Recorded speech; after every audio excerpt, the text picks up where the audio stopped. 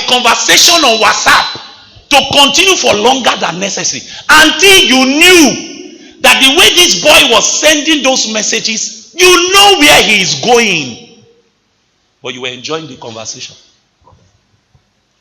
And then when he got to the point of, what are you wearing now? Say, my 90. Say, wow, 90? Send me a picture. Say, no, I can't do that now. I just met you 1 week ago. Send me a picture. You know you are beautiful. That you are beautiful sounds to you like sliced bread. Your brain is now a bones. Guard it. Guard it. All right? NLT, yes, sir. The Lord placed the man in the garden of Eden to tend and watch over it. And watch over it. So man was the first guard of the earth, the first guardian of the earth. He was the first watchman of the earth. So he was to dress it, tend it, nurture it. So what God put in man's responsibility was not permitted to die in his hand. Are you here? He was to ensure that the earth continued to produce life and look beautiful. Then he was to make sure that corruption does not enter into the garden. He was the watchman of the garden. So you will now understand why it is very strange to now see that where was man when the serpent snuck into the garden? It means therefore that God knew that a stranger was roaming around. So he said, watch over the garden. Watch. But somehow man relaxed in his responsibilities and did not even know when the serpent entered. Do you know that this is the natural posture of the mortal man? Many Christians take watching over their own lives for granted. That's why you don't understand that what you call comedy is actually programming. The average Christian does not know that it's programming. Look at it carefully now, young people. Let's talk as young people now. Look at it carefully. Why is it that every content creator now, 95% of the content creators, all their content is about sexual immorality?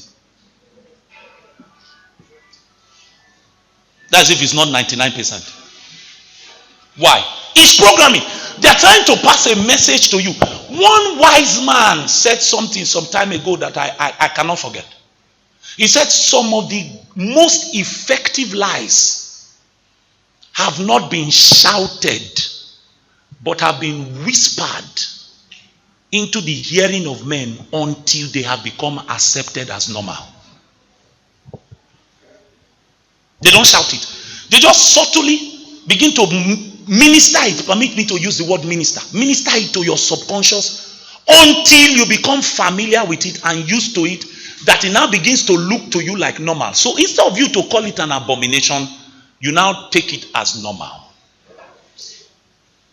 Look at the content that they are sharing now. Contents that pop on your Facebook feed. I can bet you 9 out of 10 is about a man sneaking to want to sleep with a girl.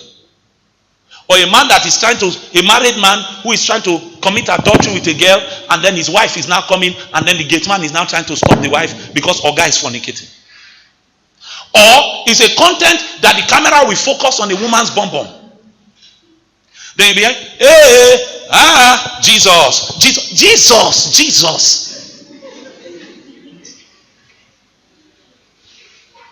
Now the average young Christian, these are the kind of things that you feed on and you laugh about and you think that it is funny. Meanwhile, what you are calling comedy is Satan encroaching your garden. You don't know how Satan works. Satan can carefully plant a seed in your soul and wait for 30 years for it to germinate. He's not in a hurry. He can wait. He just needs you to consistently feeding your soul with the wrong things, so that you become vulnerable when he wants to strike. Dear sister, have you read The Temptation of Eve before? I beg you in Jesus' name, When you get home after this meeting, go and sit down with it and just see how that temptation flowed. Do you know that there is no place in that temptation where Satan said, take the fruit and eat?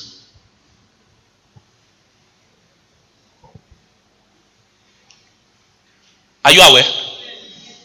There is no place that the serpent himself took the fruit and put it in front. All he did was have a conversation with Eve. The problem is that Eve allowed that conversation to go longer than was necessary. Many of you have lingered in places you should have run away from, and that's how you became destroyed. Lingered on videos you should never have looked at beyond the first second. Allowed a conversation on WhatsApp to continue for longer than necessary until you knew that the way this boy was sending those messages, you know where he is going. But you were enjoying the conversation.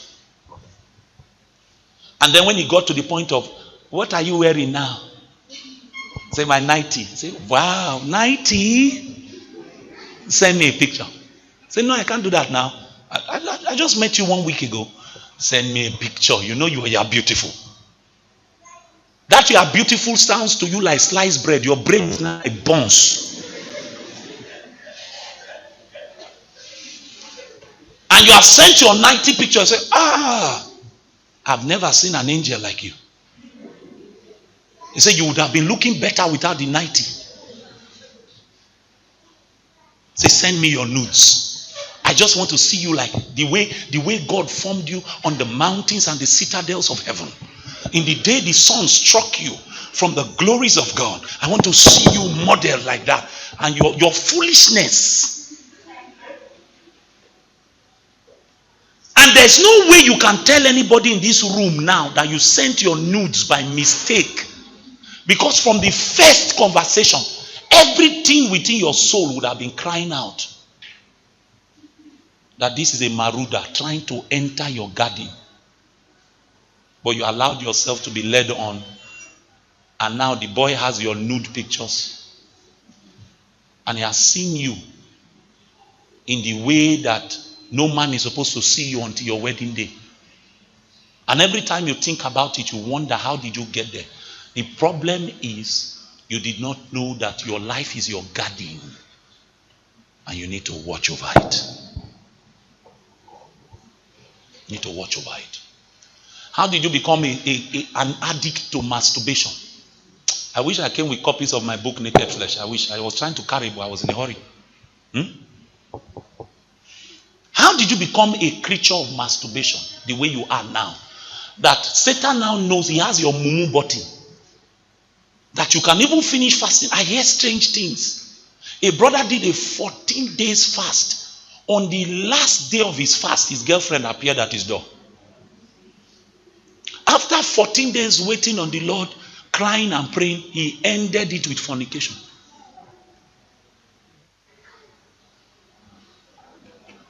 With fornication. How did you get there? You didn't understand that you are supposed to watch over your life. You are supposed to keep guard over your life, so that strangers do not enter your garden.